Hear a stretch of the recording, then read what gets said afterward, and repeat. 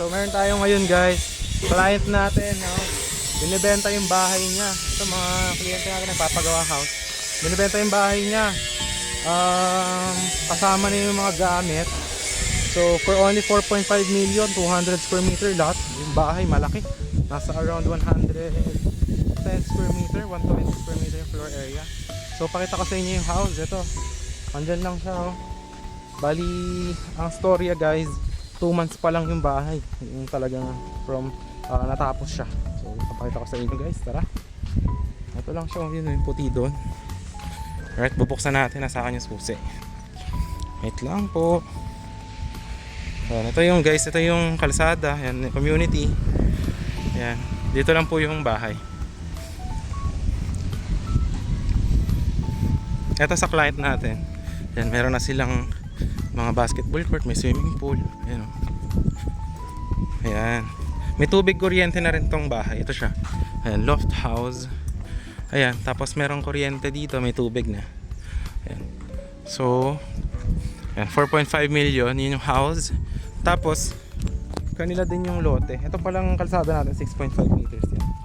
Tapos ito ang lote, binibenta din natin. Ito siya. Ayan. Hanggang doon, yung na-clear na to, yung buong lupa na yan. Hanggang doon sa dulo, 150 square meter yan. So, ito naman yung bahay. Ayan, kung makikita nyo yung view. Ayan lang yung kapitbahay. Ayan dyan. Ito lang yung bahay. Ayan, napakalaki. Tapos, ito sa kanila din to. Pwede nyo bilhin tong bahay lang o pwede nyo i-package yung lupa kasama. Ayan, hanggang doon yung muhon. Ayan. So, tara, pasukin natin para makita nyo yung bahay. Ayan siya guys, sliding gate. Ayan po. Ayan, ang sliding siya. So ito, yun yung mga kapitbahay. Pag yung ayan, tapos may isa kayong bahay dito, yun lang. So kung gusto nyo siya na house lang, hindi kasama yung lote sa tabi, 4.5 million.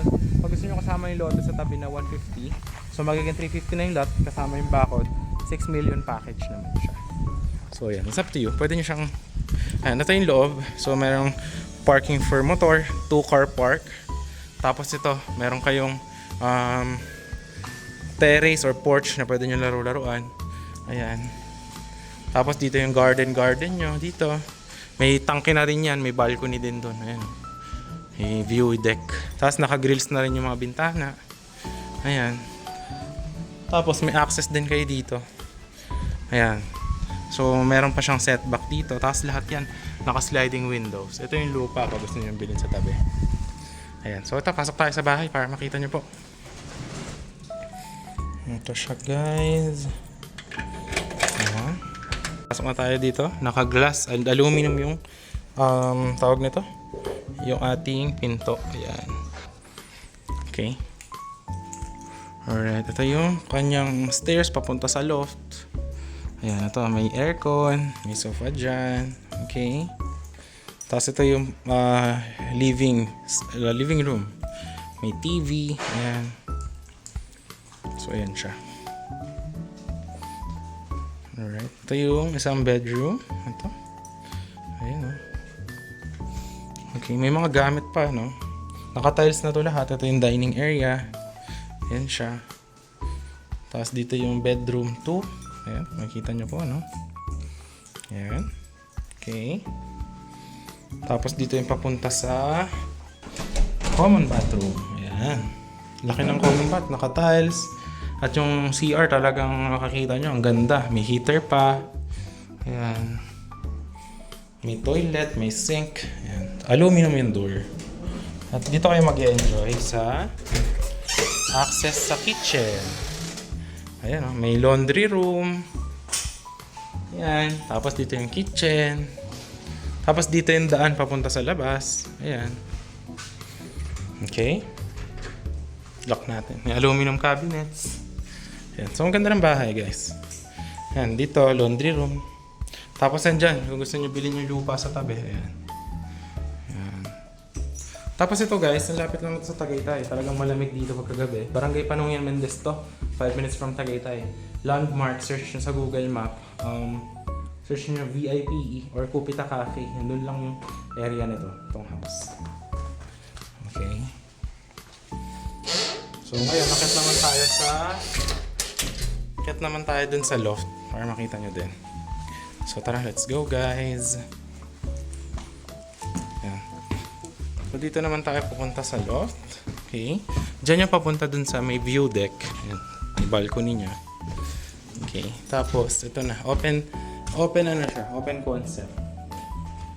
So kung may mga bisita kayo, na perfect, pwede nyo rin iangat yung mga bintana. Naka-blinders yan dito. Yan yung view sa likod. Yan. Okay. So nature view. Tapos dito yung magandang view pag binuksan niya siya. Ayan, overlooking. Ayan, Tagaytay na actually. Yung meron kayo dyan makikita na poste. Highway na yun ng Tagaytay dyan. So yan. Tapos kung wala kayong pang-commute dito, pwede kayo dito sakay kayo ng bus from PITX to Tagaytay Mendez. Dito na kayo mapupunta. Tricycle lang kayo, sabihin nyo dito, Litabay. Yun sabihin nyo. Ayan. So, paganda, no? Ang laki. Perfect na perfect to kahit malaki pamilya nyo. Tapos, meron din pala tong isang bathroom pa dito. So, 2 bathroom tong ating property. Ayan, di ba? Munti ko na makalimutan. Ayan yung shower. Nakatiles lahat. Aluminum yung doors. Ayan yung toilet. So, ayan. Napakaganda. So, ayun.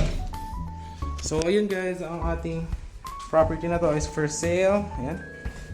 Kasama na yung mga gamit na yan. Yung mga kama, mga kutsyon. So, for only 4.5 million. Ayan. So, yun. If you're interested, message nyo sa Viber, WhatsApp. Pag gusto nyo naman kasama yung salat sa tabi, yun, it's up to you. Depende sa inyo yan. Kaya makapag-decide. So, once again guys, this is John Frisch and I hope to see you soon and have a good day.